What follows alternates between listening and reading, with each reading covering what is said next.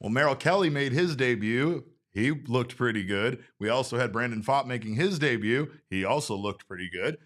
Who isn't in this rotation? We still don't know. But what we do know is Corbin Carroll is the best damn baseball player on this planet. And we're talking about him hitting another dinger and so much more on today's episode. We're starting in 30 seconds. Don't you go anywhere.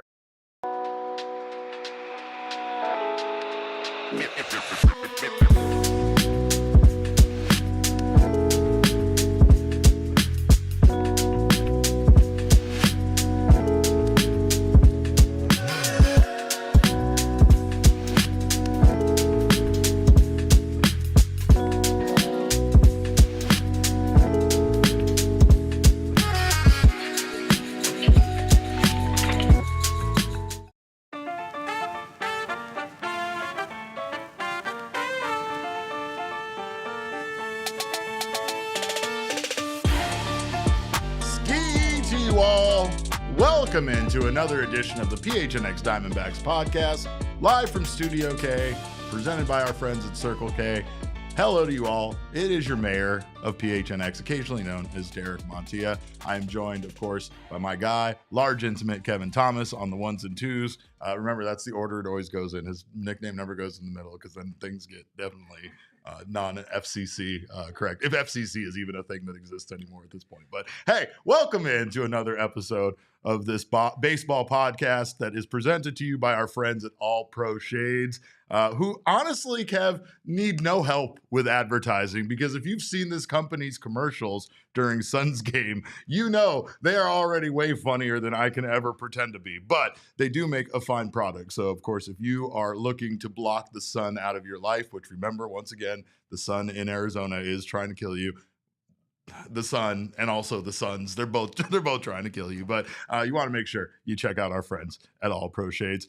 Kev, we got some debuts, we got some pitchers making their first starts of spring, and of course, like Torey Lovullo said about his whole situation with the bullpen, I don't know if he's moved the ball down the field at all in making a decision for his starting rotation. Merrill Kelly got the start today against the Royals. The Diamondbacks get the win, and of course, we got Merrill Kelly having himself a great day out there for the Diamondbacks. Again, it's another spring training, but in his debut, Merrill goes 2 innings, gave up only 1 hit allowed, no runs, walked 1, struck out 2.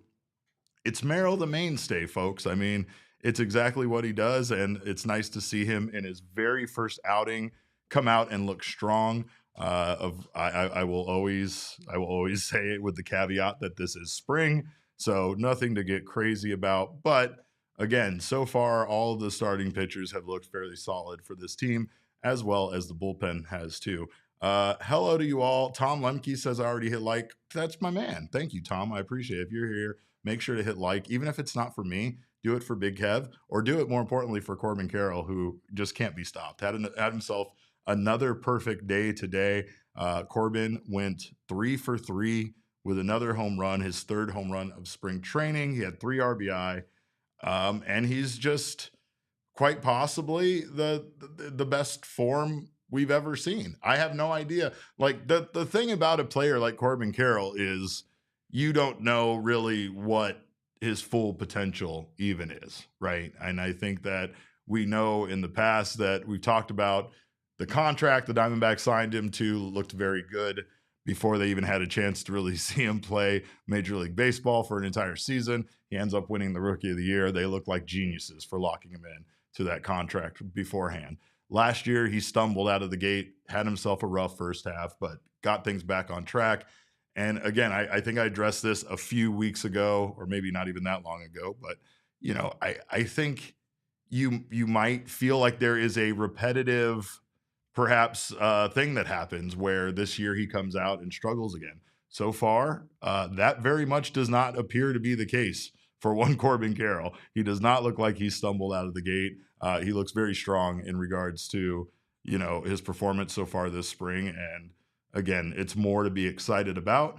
However, there are some injury updates that might be a little upsetting that we'll get to here shortly. That, of course, happened during spring. Unfortunately, you tend to lose guys, and the Diamondbacks lost one of their very versatile players today, and not for days, but for weeks, according to Torey Lovullo. So we will get to that. But The other debut that occurred since the last time we did this show was Brandon Pfaadt had his big debut. He started against the Reds, came out, had himself an equally good day, almost eerily similar here to Merrill Kelly's line. 2 innings pitched, 1 hit allowed, no runs, no walks, 2 strikeouts. So I guess advantage Brandon Pfaadt for not giving up a walk, I guess, by comparison to Merrill Kelly's line.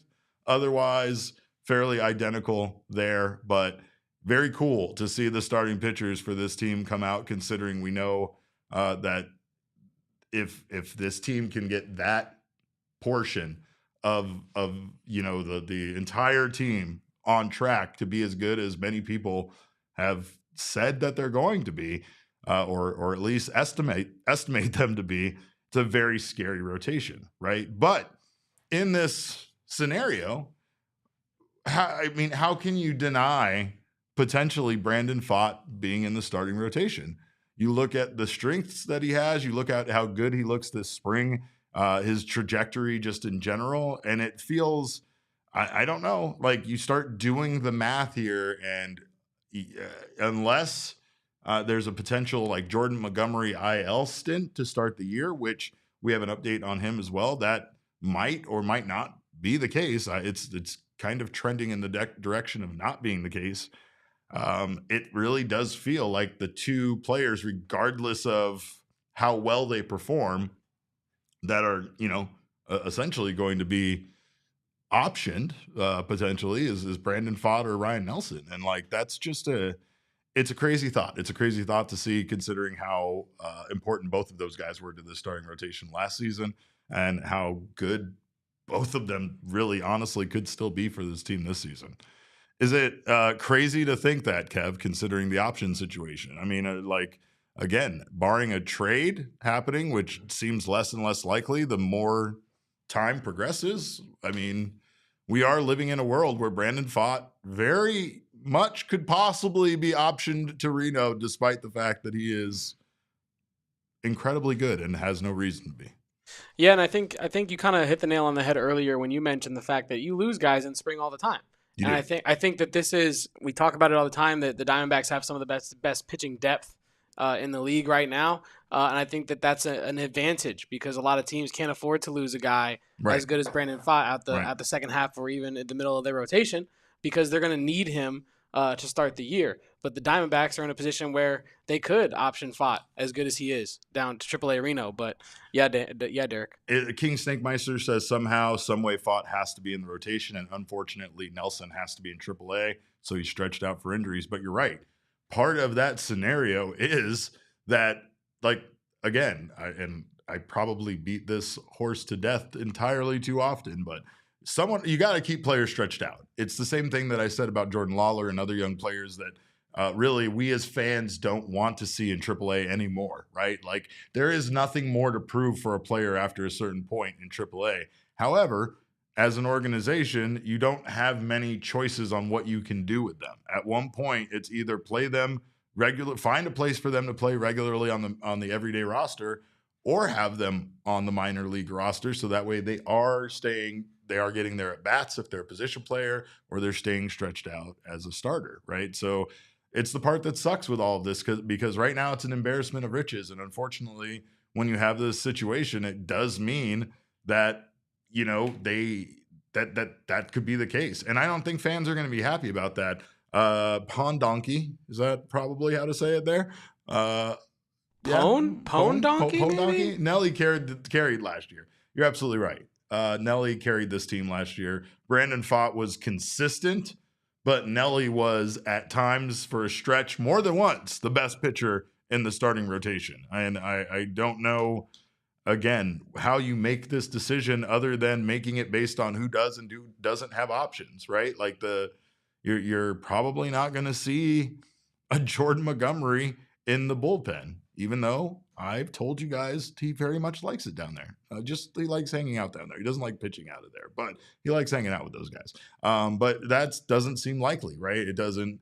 You're not gonna option him because he doesn't have options. So there's just only so many choices that the organization can do. And I guess I say this so often to almost get people to set their expectations in one way or another. I mean, like I said, barring a trade, which might also involve one of these young pitchers, which may even be more devastating should the organization choose to do that. That's the reality of the scenario, right? Like, it's trending in a direction where we very much could see Brandon Pfaadt in AAA Reno, and we could see Ryan Nelson in the bullpen. And again, I guess at the end of the day, it's about those guys still being a big part of this team's future. And even though they're not being utilized now as the way they should, hopefully one day they'll get that opportunity when that opportunity presents itself, right? And again, there's going to be a lot of guys that aren't going to be potentially part of this starting rotation after this season. So the Diamondbacks are going to need Brandon Pfaadt. They're going to need Ryan Nelson in the future. They can't really do anything in regards to trading them or moving them, especially with how good they've been for this organization. So it sucks because it's a reality, here right as Brandon Pfaadt makes his debut, right? And again, it's the situation when you're a baseball player, when you're absolutely doing nothing wrong, yet you could still be sent down. And yeah, you're right. Weirdly enough, there is not even room for Monty in the pen anymore, for sure. Groundhog Mom is absolutely right. Road trip to Reno. It's a great way to spend a weekend. And it is the biggest little city in the world, I think, is the BLC, right? So I love the Reno Aces. They are an incredible organization. They have amazing people over there. And yes, I implore all of you. Yeah, maybe we'll make a trip out of it. I do know that I will be traveling with one Jack Summers to watch the Arizona Diamondbacks take on the Oakland A's in Las Vegas. We've already made that a trip. And apparently we've taken on Barry Bloom as a passenger on this trip. So I can't wait to hear Barry Bloom yell curse words at other drivers while we drive down the highway. That's going to be a delight for me personally. But yeah, stay tuned for all of that exciting action. For now, though, again, as you can tell, whenever you try to get on the freeway at 4 o'clock in this freeway, spring training games are happening all over the place. It's a beautiful time of the year. We also have the Extra Innings Fest happening tonight. Great time last weekend out at the Innings Fest. And then this weekend, we also have Extra Innings. Win an Extra Innings. I think that means that there's a band on second base when the show starts. I don't know how the ghost band rule works when it comes to festivals, but Extra Innings Fest going to be a great time tonight. I'm excited to see the Lumineers and others. So if you guys are out there, if you're watching this live and you're going to be out there, make sure send me a message, say hello. Nicholas says our Arizona sports brains are not used to this amount of legitimate depth. No, you're right. We don't know what to do with depth. This team doesn't know what to do with depth. When have we ever had depth? When have we ever had more than 5 starting pitchers in the entire time you've watched this team? I'm not talking about actual pitchers. I'm not talking about human beings. I mean, when have we actually had more than 5 guys that you were like, I don't know, they're all good. Which one's going to be in the rotation? Never, not never. Don't lie to me. We've never had that. So, yeah, you're right. We don't know how to do this, but Trent Walker is definitely correct. Corbin Carroll looking amazing. Dark horse for MVP. Dark horse for MVP. Yes. I don't even care how crazy people think I am talking about it already. The reason why is because Corbin Carroll has never looked so aerodynamic in the entire time I've covered him. He is more aerodynamic. He's more muscular. He's just locked in. It's incredible. And of course, I don't know. You see these guys after offseason, and you tend to think that I've said it quite a bit about Randall Grichuk, how huge he looks, right? But these guys are in great shape.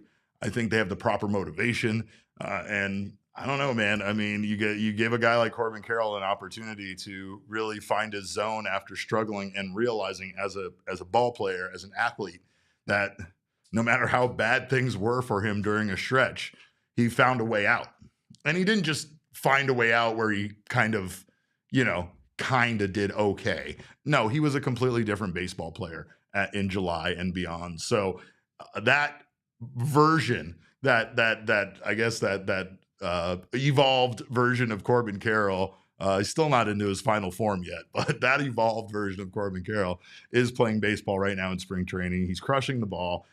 He's just out there killing it. The other day, he hits a grand slam, and he steals 2 bases But more importantly, I don't think I stressed this enough on the show. One of them was home on a double steal with Pavin Smith. I know some shenanigans and hijinks happened, but still, nonetheless, Corbin Carroll's an unstoppable machine. He is the machine. No offense to Albert Pujols, but he is our machine. And it's going to be a crazy season. I think that there's a lot of components to this team that are going to be better. And then, of course, there's some new faces that, again, I can't wait to see how they can really contribute offensively. Bees is here. I love Bees being here. He says Phoenix is the best city to be a baseball fan year-round spring training. You are not wrong. We also got fall ball. We beat everybody. Plus, all this outdoor baseball happens during this time of the year when it's beautiful outside. I was telling Kevin before we started the show, I'm not ready for summer because it's already hot to me. I think I said this about Innings Fest. I'm probably going to complain about it tonight at Extra Innings Fest, but it's already hot, Kev. I'm not ready to stand in the sun for extended periods of time during any part of the day ever. I felt the same way this morning. I was getting ready to walk my dog. Usually I would throw on some sweatpants, and I was like, damn it, I'm going to sweat. Oh, yeah. I was like, damn it, I'm going to be sweaty when I get back. The hoodie days are over.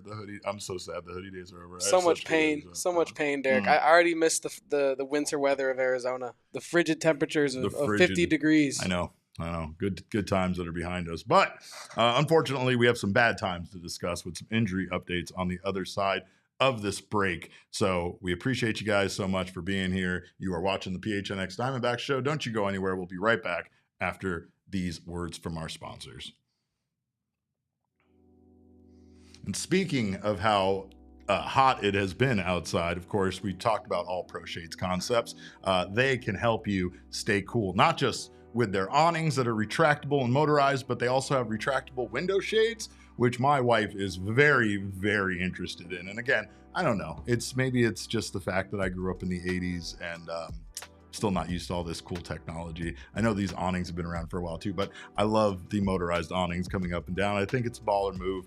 They can also replace and fix most old or outdated patio shades and motorized awnings, so they can come to your house, take care of you with that. They are the most trusted local shade company, voted #1 by Ranking Arizona for patio shades in 2024.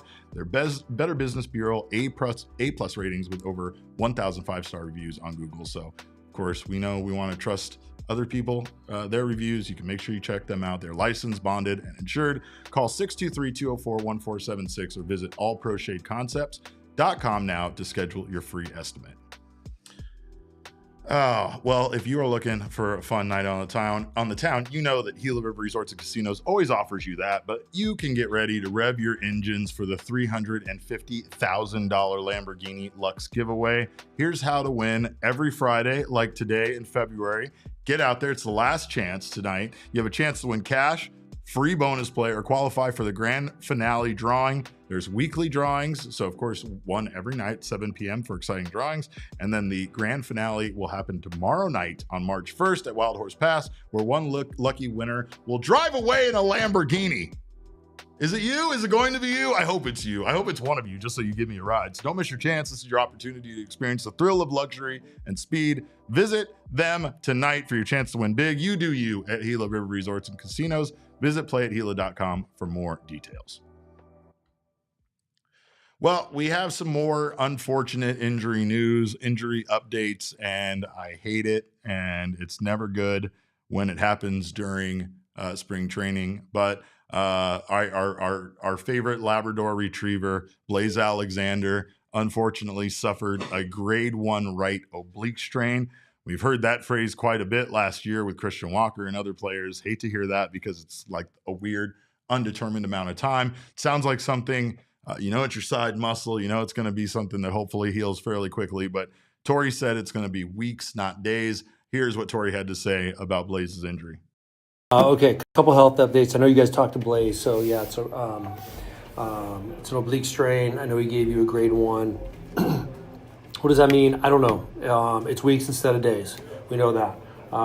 It's unfortunate. It's an untimely injury. I know he worked hard. I could see his game and the improvements he made, and he had a real opportunity to show us what he could do. He will still get that opportunity when the time comes. He's got to get healthy.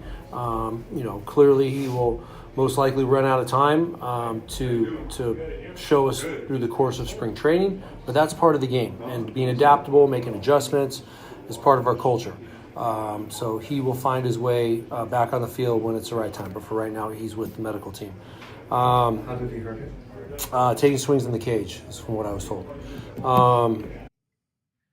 That sucks. And it's unfortunate because Blaze was being viewed as like a super utility player that was going to definitely have an opportunity to get some playing time on the major league roster. He already had his experience from last year.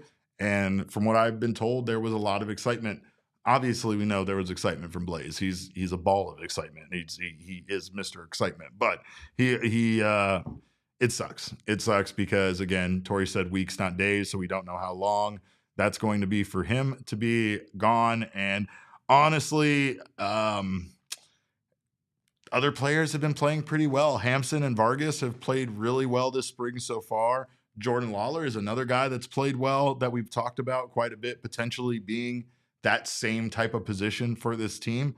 So it kind of opens up. And I know that, again, we have a lot of opportunity here, which is good. The Diamondbacks, once again, they have depth. You might have looked at all of these guys that they had as potentially backup infielders and thought that they had too many. Again, what are they going to do with Jordan Lawler? What are they going to do with Blaze?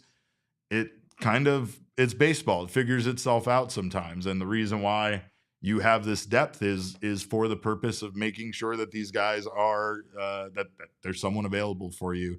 And again, in the Diamondbacks case, not just anyone, right? Like they have good options when it comes to backups and replacements, and their depth right now is pretty good. However, just like last season, injuries can pile up very quickly. And if you start losing these guys and start losing backup players that you're going to have as utility infielders and maybe even an occasional outfielder in Blaze's case, then suddenly your depth disappears quite quickly, right? So it makes sense why the Diamondbacks have been patient with everything that they've been doing in regards to what seems like an excess of players due to injuries like this that could potentially, happen. We had another couple of injuries that occurred that have caused the Diamondbacks to lose some guys already for the season. Relief pitcher Thiago Vieira suffered an elbow injury where he will require Tommy John surgery.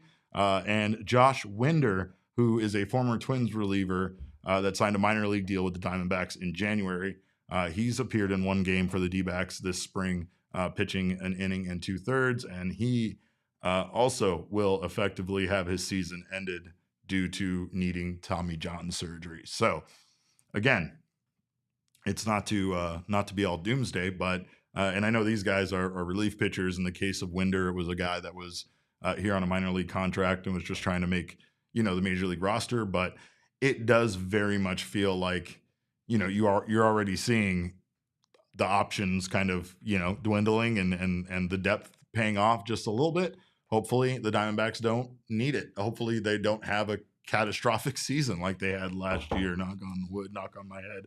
I don't want to even start talking about that. But again, when you see someone like Blaze go down already so early, kind of sucks, right? The big question mark right now is Jordan Montgomery, right? There is a very good chance. I don't know why. There's a very good chance in my head, not based on information or news or reporting or anything that I should actually be basing this on, but I have a very good, I feel like this is trending in the direction of Jordan Montgomery potentially starting the season on like the 15-day IL. I don't know. I mean, that just kind of helps some of their problems with the roster, and it helps some of their problems with getting through the first month as far as, depth, because again, if it's just this minor injury and he's still kind of getting over it, he would be kind of available to go. And especially if anything else happened after, that stint on the IL, but that's not what is happening in reality. In reality, it seems very much like Jordan Montgomery is trending towards being ready to pitch in spring training and ready by opening day to be a part of the starting rotation. Should that be where he lines up? Tori said he threw a 31 pitch bullpen today, and his stuff looked really good. Talked about the fastball, being able to elevate the fastball, and just in general saying that it was a very positive bullpen for Montgomery. As far as the next step is concerned, next step would be getting him on a mound against live batters, not in a game, but just against live batters on the team in the back lot. So again, we'll wait to see. That will be a couple of days before that could potentially happen for Jordan Montgomery, but I don't know. I think that this is a good sign. It's still a very crowded house. It's a very crowded roster. There's a lot of things going on right now with this team that I don't know what they're going to do. I don't know if, I feel like there's internal game planning, maybe a plan A, plan B, plan C that they kind of have in mind. However, it feels very much like when we speak to Torrey, he is being fairly open and honest about the fact that these guys are making it difficult on him and on Mike Hazen to make some of these decisions. Let's see. Jose says you're sending bad juju, even if it's Montgomery and we have a surplus of pitching. Talk about something else. There's injuries, pal. I don't know what to tell you. There are injuries that have occurred. Luckily, there's not a lot of them, and luckily they're not to key players right now, but it's a good thing that they have this depth, right? So I don't know, though. It's more about what the Diamondbacks are going to actually do with their roster spots, what they're going to do with their starting rotation when it comes to opening day, and when they have to trim down their roster. So there's going to be a lot of tough decisions to make, but I think that the plan would still be for Jordan Montgomery to be part of this starting rotation. And how can we not have that? Especially if, and I will give you this scenario, you know what happens, Kevin, when rotations kind of go through series. Corbin Burns, probably top of the rotation. Let's just say, for argument's sake, Corbin Burns is going to be our opening day starter. There's a good chance that Jordan Montgomery could be starter number 5. Am I wrong about that? No, you're not wrong at all about that. So you mean to tell me that if we get rid of Jordan Montgomery before we have a chance to actually see like a regular season starting rotation roster, we are going to deprive ourselves of the chance of seeing Montgomery Burns on a roster 1-2, Montgomery and then Burns? Yeah, I said that last show, I believe. I was like, that's likely probably the reason why Hazen has not dealt Montgomery yet, because you haven't seen it in the shape that he came back in. Don't you just want to see it first?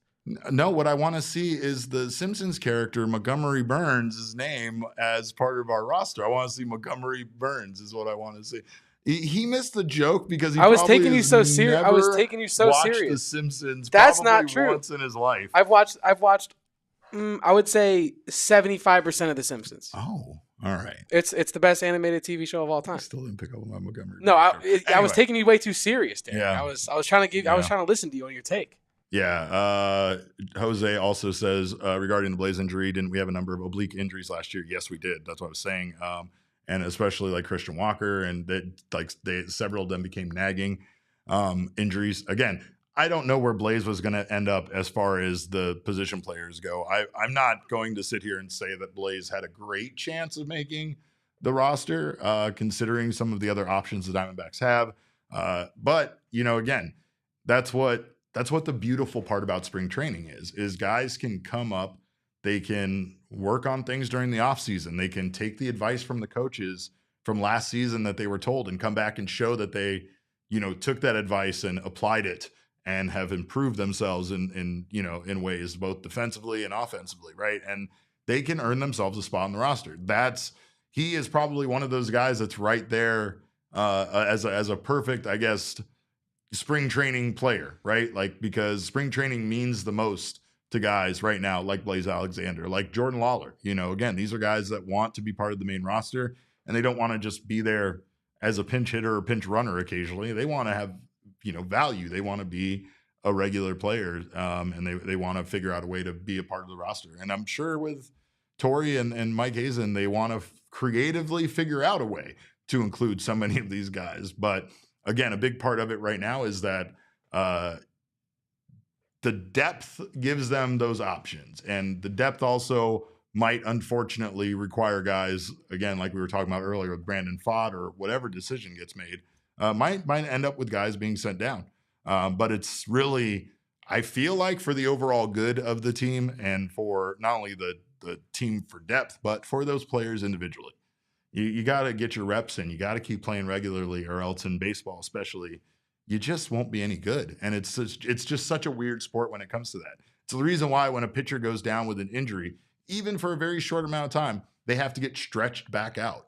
And we hear that, we hear about them, throwing, they threw so many pitches today on the back lot. Okay, they threw so many pitches today in a bullpen against live pitching. They threw so many pitches today, right? So like, that's why baseball is so weird, is because if you stop even for a short amount of time and lose that progress that you made, getting yourself stretched out as a pitcher, getting yourself warmed up as a position player, you're just not going to be as good as you were, right? So it's probably the most difficult sport in regards to that, because I don't feel like wide receivers in football need to get warmed back up to how they run and catch the ball, right? Like, yeah, there's certain things if they had time up that they have to work themselves back to, but it's not like baseball. Basketball, same thing. You could be off with an injury. Once you're cleared, you're back in there hitting threes like it was yesterday. And like, again, it's just probably the one sport where a layoff due to any reason is the biggest setback. It's very unique to baseball. Thank you, Peace. But we have so much more to talk about, including this team. Like I said, the reasons to get excited about this team. And Jim Bowden has himself some good reasons for us to all get excited about this team. He pegged the Diamondbacks as a bounce back team in 2025. We're going to talk about his comments, and we're going to make those face like, yeah, we knew that this whole time quite a bit. So don't you guys go anywhere. You're watching the PHNX Diamondback Show.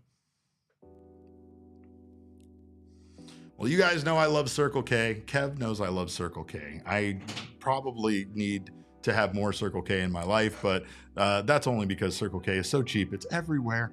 And they also have the Inner Circle Rewards program, where if you get the Inner Circle Rewards today, it's easy to download. You can get enrolled. Then just use your phone number at Circle K stores to get the deals. You'll save 25 cents off per gallon on your first 5 fill-ups. You'll save 3 cents off per gallon every day after that. And then there's plenty of other member exclusive deals and discounts on the app. You go in there, there's buy 5, get a 6th one free. There's free coupons. There's buy 1, get 1 free. They take care of you all the time over there on the Inner Circle app. So make sure to join the Inner Circle today for free by downloading their Circle K app. Terms and conditions apply at participating locations. Visit circlek.com for details. Well, I've been on a roll with bets. I hope you guys have too. Remember, just because the Suns keep losing doesn't mean we need to, but go check out Bet365. Whatever the moment, it's never ordinary at Bet365. Right now, you can get down on some incredible offers. And of course, Bet365 is the app to get down on the live in-game betting. They pioneered live in-game betting and offer the widest range of games and markets available for live in-game betting across 78 sports. But tomorrow is another 365 Slam Dunk Saturday. Place a qualifying parlay bet totaling $20 or more on tomorrow's NBA games and get up to $25 in bonus bets. Terms and conditions apply. Again, whatever the moment, never ordinary at Bet365. It's never ordinary in this studio either. You know that with this guy. By the way, breaking news from Bet365. New customers now get $150 in bonus bets when you bet $5, win or lose. Sign up, use the code of PHNX365 when you do. Deposit $10 and place a bet of $5 or more to get $150 in bonus bets if your bet wins or loses. Bonus bets can be used on the spread, totals, player props, futures, and more. Again, whatever the moment, never ordinary over at Bet365. Must be 21 or over and physically located in Arizona. If you or someone you know has a gambling problem and wants help, call 1-800-NEXT-STEP. Text NEXT STEP to 53342 or visit problemgambling.az.gov. All right. Well, of course, we take what other journalists around here with a grain of salt, because they don't know the Diamondbacks like we know the Diamondbacks. But Jim Bowden from The Athletic had some exciting news to say about the Diamondbacks. He pegged them as a bounce back team in 2025. And I'll say, of course you did. Let's see what Jim had to say. Jim said the Diamondbacks front office responded to last year by putting together a strong offseason headlined by the signing of Corbin Burnes to a 6-year, $210 million contract. He went on to say that moves gives Arizona a strong, deep group of starters with Burnes, Gallen, Merrill Kelly, Eduardo Rodriguez, Brandon Pfaadt, Ryan Nelson, and Jordan Montgomery. He has the Diamondbacks as one of his 6 bounce-back teams and said he wouldn't be surprised if they secure a wild card berth in 2025. There is absolutely nothing earth-shattering about what he said there. The Arizona Diamondbacks improved last season. They absolutely were a better team than they were the year before, despite not making the playoffs. 89 wins, right? They came one game short, essentially, of the playoffs. And then from that point, who knows what we did. But is any of this a surprise to Diamondbacks fans out there? Exactly, like Groundhog Mama says it right there. An 89 win, best offense in baseball. It's a bounce back team. The hell it is. It's a team. Do we have a soapbox I can stand on real fast? This is a team that got screwed by Major League Baseball with their stupid scheduling during a storm. And we all know it. And the Mets know it. And the Braves know it. And that's why they hugged out there and had themselves a little moment. It's also why Torey Lovullo will never forget it, right? This is a team that definitely learned from its mistakes last year. And like I've said time and time again already, Torey will forever use this as a learning, as a learning tool, right? I mean, honestly, it sucks that it happened, but can you imagine having such a, it's like when your kids screw up really bad and you told them and they didn't die, but it's something you're going to hold over their head for the rest. Remember that time I told you not to step on that ice and you fell in? That kind of thing. That is such a powerful tool. That's not going anywhere. Again, Corbin's going to be 55. A 80-year-old Torey's going to call him and tell him something. Then he's going to be like, remember 2024? It's never going away. But that's because, of course, this team came so ridiculously close. And then we look back at all of those games, all of those little mistakes, those blown saves by Paul Sewald, the series against the Braves early on where they were up every game in the series, that goddamn game against the Brewers, so many moments, right? So that's the thing about this. When you're a Diamondbacks fan and you hear that the Diamondbacks are some scrappy bounce back team in 2025, I have to say, get the hell out of here is what I have to say. I have to say that because they are not a scrappy bounce back team. They are a team that improved over the last 3 years. They made the World Series in 2023. It should be no surprise that the Diamondbacks are good once again in 2025. The only thing that should be a surprise is that this front office went out there when this team already had 6 pretty damn good starting pitchers and added the best available starting pitcher on the market to the roster. That's the part that's the surprise. That's the part that should take people a little bit off guard. But I feel like that doesn't really make them a bounce back team, right? This is a team that lost some key components as well in Christian Walker and Jock Peterson and other players. This is a team that is on the verge of losing their ace after this season, potentially, right? So I won't go down that path. I'll keep it at potentially. We'll keep it there. But it's a situation where you very much could scoff at the idea of this being a bounce back team. This is a team that could have absolutely made waves in the playoffs last year had they not been screwed out of that one game. And yes, I'm going to call it the screw job. I'm going to go right down a WWE wrestling terminology road because I feel like doing it and I don't care. There's nobody here to stop me. Kevin's not going to stop me. He didn't stop me from calling him large intimate after calling him big sexy for 3 or 4 weeks and then switching it over to large intimate. He's not going to stop me from doing this. No. In fact, if you did find a clever way to Montreal Screwjob, come up with a nice moniker for it, yeah. I would be all for it. I'd be over here saying, by God, the Diamondbacks have been screwed, by God. The way they were out there hugging and shaking hands and just being best friends, it disgusts me to this day. But anyway. I need Big JR to do a commentary over them hugging and jumping, being by God, they were in on it the whole time. I can't believe it. The Diamondbacks are sick to their stomach. That video is coming very soon to our Twitter account, so make sure to keep your eyes peeled. But I am glad that they're getting the recognition, and I'm glad that people feel like they are a team that's going to be competitive because they absolutely are, right? But again, it's kind of crazy when you take a realistic look at how bad the starting rotation was, the injuries that occurred. And again, the starting rotation, it's weird to even say that because the starting rotation's numbers weren't necessarily the numbers of the guys that are going to be in the starting rotation this year. There were a lot of people. There were a lot of Tommy Henry starts. There was a lot of Gilbert Diaz starts. There were a lot of other starting pitchers that came in to patch, the tires on this vehicle to get us through the season because at one point they were decimated by injuries, especially to starting pitching. Remember those times where Zach Gallen would just all of a sudden stop and look over at the bench and we would all go, oh no, oh my God, no, not again. and his were always kind of just temporary, right? But it felt like nobody could stay healthy for this team last year. So again, when you take a step backwards and you say, wow, the Diamondbacks added Corbin Burnes, nobody saw that coming. That's such a surprise. It seems so unnecessary. It seems so excessive. Is it for a team that just went through what they went through last year?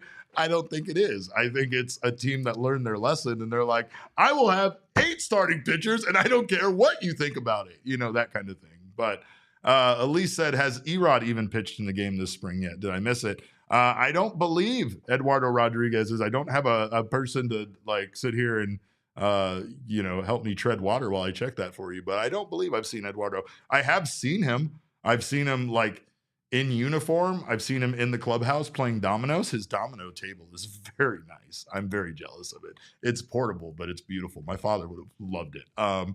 But yes, no, I have seen him. I just don't know if I've actually seen him start a game yet. So I'll take a chance to look that up, and I will see for you. But again, there are some questions, right, about this team. There's always going to be some questions about health with these starting pitchers, and I think at the end of the day, that's really why the Dbacks did. What is Eric talking to me about? Talking about starting pitcher injuries? Come on, dude. Yeah. Don't kill the vibes. No, get out of here. Get out of here. Get out of here.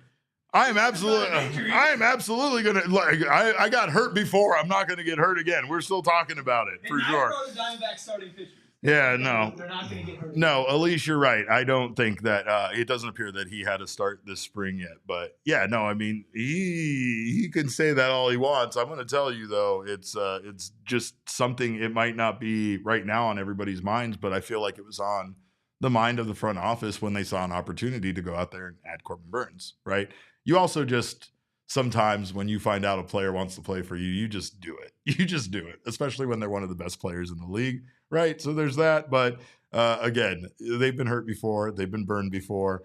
So there is no surprise. There really should be no surprise, even though we are all still very much shocked by it. There should be no surprise that they went out and added another starting pitcher because they really couldn't trust their starting rotation last year. Our guy, Dalton Feely, he's pulling a Michael Scott. He said can never have enough starting pitching. Mike Hazen and also Dalton Feely. You're not wrong, my friend. You're not wrong. You can never have enough starting pitching. I honestly, there was never a moment where I vibed with someone more than when Corbin Burnes, as introductory press conference, said he looked at the crowd like we were all insane. He's like, you never make it through a season with just 5 starting pitchers. No team has ever done that. And I was just like, you are so right. And I love where your head's at. So hopefully the Diamondbacks are able to figure out some way to shuffle all of this around and keep as much depth as possible and keep these guys stretched out and available for anything that could happen. So fun times. We're going to debate one other thing before we get out of here. It's Friday night. I want to go see the Lumineers perform. But before we get out, we're going to talk about the purple jersey because the City Connect jersey, the rumors are flying. Things are getting hot. Sounding like purple is coming our way. So we're going to talk about all the pros and the cons about bringing a purple City Connect jersey to the Diamondbacks. Of course, you're watching the PHNX Diamondbacks show right now. Don't you go anywhere. We'll be right back. Got to give a shout out to our friends at Cornbread Hemp. Of course, they make some wonderful products, and their THC gummies are amazing. They're USDA organic, and their mission is to improve your quality of life with the highest quality hemp. And let me tell you, Cornbread Hemp's THC gummies are delicious. They are the first USDA organic THC edible, proudly grown in Kentucky, as their beautiful packaging will tell you.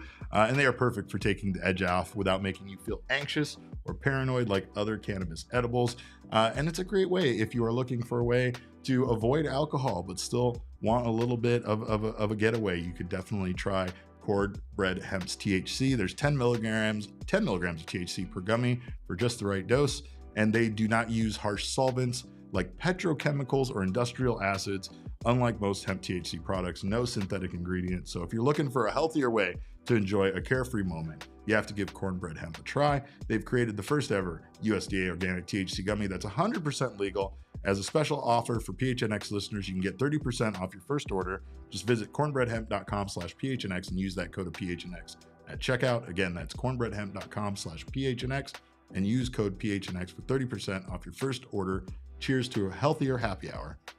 And speaking of happy hour, speaking of fun times, make sure to join Spinato's Pizzeria. It is the place for Suns fans for their watch parties. You have a chance to win free pizza for a year. What more reason do you need to go in other than that? You can also win tickets to the Suns game on April 9th. And of course, you also have a chance to just show out in their they have a pizza competition. It's like horse, but they spell pizza. It's a fun time. Get out there. Spinato's is hosting official watch parties throughout the season where you can watch the game with the Phoenix Suns dancers and the Gorilla.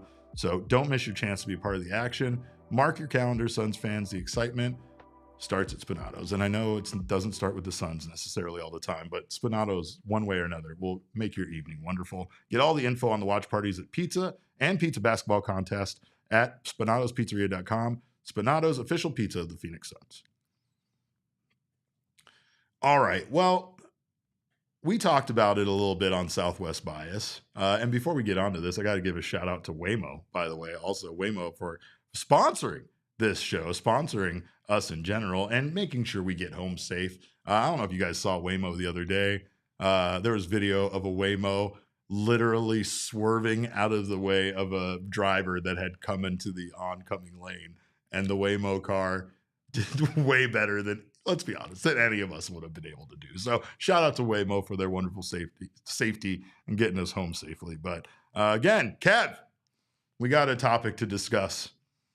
It feels, based on all the rumors, all the things we've heard, like a purple jersey is heading our way. I don't know exactly the details. I don't know if it's going to be a vest or whatever, but it sounds like a purple City Connect jersey is in the Diamondbacks' future. What say you about this, young man, especially someone that basically is the age of the Diamondbacks jerseys? Their oldest jersey. Yeah, the purple ones were in 98. I was still 3 years away. Yeah. But I will say my number one question, first thing that comes to mind when you tell me that is it all purple like the 98 ones, or would it be like the 99 ones where it was the white and the purple shoulders with pinstripes? When you say the 98, are you talking about the purple one that was purple. Arizona? All purple with the Arizona across the front. I think if they're doing it, it's a throwback to that. That intrigues me. That piques my interest. Yeah, because I don't know. I mean, again, fans have talked about it. If you want to do the vest, just do the vest. If you want to bring back the old school jersey, just bring back the old school jersey. It doesn't need to be a City Connect. So the problem here is that no matter what, a City Connect jersey is going to be a new thing. It's not going to be, it can be an homage, right? It can pay tribute, but it's going to be new. Now, our guy Jose says sand-colored Serpientes jersey is awesome as it is, but yeah, we're due for purple. What if they combine the two?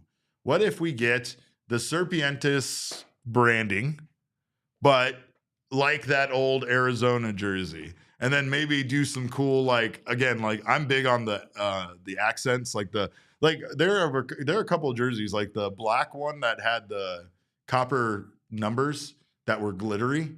I still see people walking around Chase Field in that jersey, and it's so damn beautiful. Even the glittery numbers. I love the glittery numbers. I love everything about it. Everything was on point. The little trims of copper, the little trims of teal and other colors. It was great. King Snakemeister says, I want a vest so bad. So do I. I feel like a vest is a part of the Diamondbacks history. And I get really sad when I see other teams that have had vests periodically bring them back. Like the Reds. The Reds brought them back. They didn't even have a shirt on underneath. They just wore the vest. That was a tough look, right? You had that. But I don't know. I think that the biggest con is how much purple are we talking? Are we talking an excessive amount of purple? Is it going to just be an audacious use of purple? Are the pants and the hat also going to be purple? What does the whole fit look like? That's important. You know, Derek, my biggest con is not the purple. It's not the use of the purple. Okay. It's not the shade of the purple. Okay. It's the era of the jersey, the actual design of the jersey. But if you look at all the City Connect jerseys from last season, they're really modern. Yeah. And some of them are even futuristic. Yeah. Right? Yeah. I would be worried that they would take the old IP and try to do like when they bring the movie back around for the reboot 10 years later, but it's kind of nasty. Yeah. I don't want that. If you're going to do it right, or leave it in the past. Sure. So I don't want like a modernized, like smooth version of it. Okay. I want the old one. I want the old one if you're going to do it. So that's my biggest worry, is that they would try to modernize it too much. But the White Sox had a good one last year. The Nationals, I think, had a good one last year as well. I mean, some of these ones in the past have been incredible. Like the Nationals is still goated. The original gray, with the cherry blossoms, on it is still one of the best combos, or especially like again something that meant something to that city. But I think that the one thing that people are saying, I like what Tyler says. He says, "Can we get a tribal jersey? That would be sick." I remember when they did the tribal giveaway jerseys, they have those. Those were pretty cool. They never wore them, but those were the Suns ones were incredible. The teal Suns ones that they did that were tribal. But a lot of people want purple. Groundhog Mama wants Grichuk in a vest with no shirt on. Understandably so. He would absolutely look hot. Nicholas Beatty says if it's a purple jersey, it's a hard no on purple pants, purple jersey, purple hat, white pants. I there's a little part of me that even feels like an all purple hat is too much. Like maybe a two-tone hat where something like this is maybe purple brim, white hat. I still like that idea. But I don't know. I mean, I think the biggest thing is the connection to the Rockies, right? Like that's the one thing that is the danger of an all purple jersey is the Rockies. Transonic wants chaos. He said purple tops, red pants. We're not doing that. Not doing that. B says, I think the Suns did a great job blending the new with the old in their Starburst jersey comeback. They absolutely did. They absolutely did. I love that jersey so much, and I'm still mad that they had to not use it. The Suns, I could go on a whole thing about. I've lost sleep lately over the Suns, so don't even get me started on the goddamn Suns. What I will say is the Suns hurt me because their jerseys are around for one season and then they just move on. And I have this closet filled with cool Suns jerseys that they'll never wear again that I still want to wear. And now I feel like when I put them on, I'm that dude, wearing the traded player jersey still to the game. I don't know. How many cool jerseys have bad Suns teams absolutely ruined? Oh. Like, not like the actual jersey. The jersey is still cool, but I'm saying you look back on certain. I don't know. There was some bad Suns jerseys that I really didn't like for a very long extended period of time for most of the teens in 2000. But the Valley jersey, once they got to the Valley stuff, it was credible. So like, how did the Diamondbacks find their version of the Valley? Right. I don't hate Serpientes. I don't mind Serpientes. I like keeping it. And again, I think it's when you can do something like that immediately acknowledges the huge Hispanic culture that we have in this town and the people, our community, that's amazing, right? But see, she says purple. Grandma Mama says purple with Serpientes and copper lettering across the front. Copper lettering, I don't mind that at all. I also know that the Diamondbacks still mess around with all of their giveaway Serpientes jerseys. And for some reason, those all still, I like them all better than the actual one they wore because they were all like reverse. But most recently, they had the black one with the teal. And that's what I think we're going to see something similar to that, maybe a purple with teal Serpientes or something. But I don't know. I love that you guys all want purple. I think that's the biggest thing here is it feels very much like the purple thing is happening. Jordan says, my guess is black purple hat with the snakehead logo, like the spring training hats. Love that. Purple or black jersey with throwback font Serpiente. Oh, okay. So different, like not the snake font. I'm on board. I'm on board with that, Jordan. I like that idea a lot. Exactly. The reason Jose says the reason we have purple is because that was Jerry's favorite color. And you know what? I love Jerry Colangelo. That man knows this town. He knows sports in this town better than any human being will ever understand sports in this town. And we are so lucky to have had him in our history, but specifically the Diamondbacks. I've gone over this time and time again. They would probably be called the Scorpions to this day if it wasn't for him stepping in and doing something about that. And it also, they wouldn't have won that World Series in 2001, by the way. Elise says, I don't think they can just repeat the Serpientes logo in a different color. That would be kind of boring. I agree. That's why now Jordan's idea is really growing on me with doing the Serpientes name, but like a different logo. B says copper lettering would be such a nice touch. I agree. Or maybe just black lettering with the copper on the outside. Like copper lettering might be a lot. Maybe the copper number down in the front and then the copper number on the back. We're like, dude, Derek Hall, I know you're busy learning, slang, Gen Z slang and such, but like, get over here, man. We got some ideas. We're kicking stuff around. He needs to make a jersey that would send a Victorian child into a coma. Oh, that's what he needs to do. Left no crumbs. But I'll tell you this much. I'm excited to get. I had a very, very busy week, but that is over and behind me now. So I'm very excited to get out, watch some more baseball. More importantly, though, Extra Innings Fest tonight and tomorrow. These festivals are incredible. Make sure you get out there.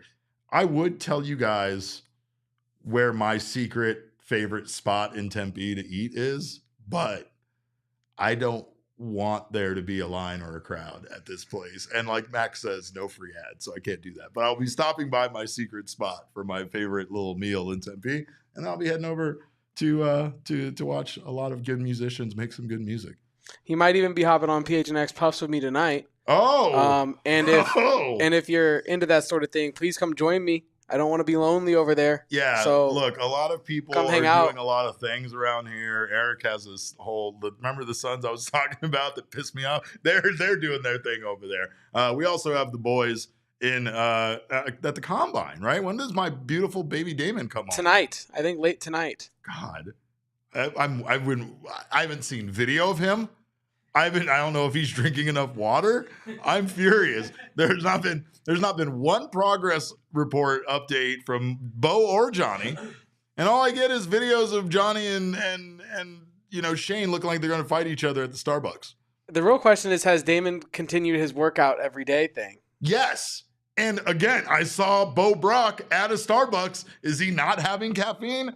I don't think Monty Ossenford made a move, so I don't know what they're doing. You can't go to Starbucks and not get caffeine. That's not the way it works. I think if being in the general vicinity, your skin absorbs caffeine. It's like a contact high. It is a contact high. Yeah, it's in the air. It floats around in the air. But no, seriously, please come to Puffs, please. Yeah, come to Puffs. If I'm gonna make it in the middle of the concert, you have to come too. So Erica Day might be there. Huh? Erica Day might make an appearance. Erica Day. Well, then I definitely have to.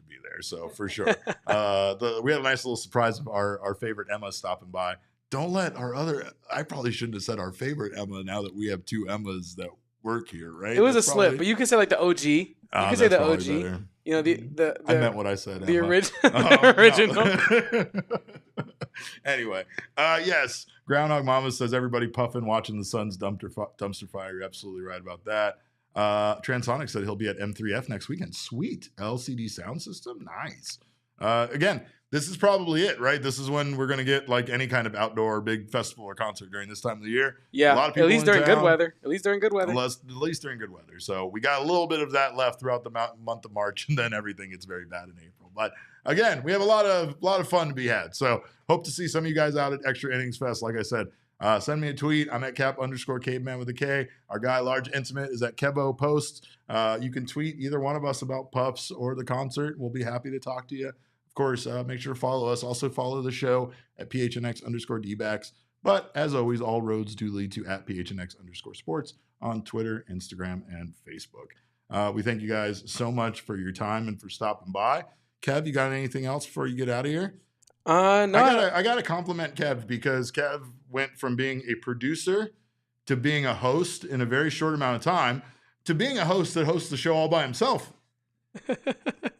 on several shows. So speaking as the guy that doesn't like to do that myself, kudos to you, sir. You've been killing it around here. I do want to say for Dbacks fans in the chat that are into like trading cards and that kind of stuff, or just autographs in general. Sure. There's a card show coming to town, and Dre Jameson and Blake Walston will be there signing autographs. Wasn't Blaze also supposed to be at that as well? I think so. I might have been reading that wrong, but maybe, possibly. Right. But Dre Jameson for sure on the 22nd, Arizona State Card Show. Well, make sure to do that. Make sure to check out all the wonderful stuff we got going on here at PHNX. But we appreciate your time. We'll be back on Monday with another mailbag episode, so make sure to shoot us your questions. And until then, the only other thing I got for you is behave yourselves. be safe, enjoy your weekend, and remember, kids, baseball is fun, but it's so much more fun when you go to the Extra Innings Festival just to boo Tyler Glasnow. We all silly like the mayor.